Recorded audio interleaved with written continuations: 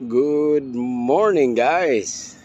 Ayun, nandito tayo sa isang fishing spot para sa ating baby milk fish. So ano tayo? Catch report. Check natin. Malapit na naman mapuno. Oh. Malapit na mapuno. Thank God sa biyaya. Si Boss Onat at saka si Mike, puno na rin ang kanilang mga cooler. Sipatin natin yan. Patingin nga, Master Mike, ng ating huli. Paldo, puno. May lumalangoy-langoy pa dito. Kay Boss Onat. Boss Onat. Catch report, patingin.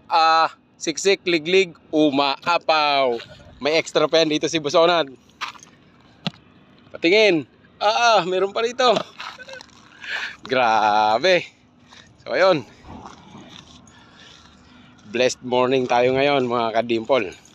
Ayun. Out muna tayo.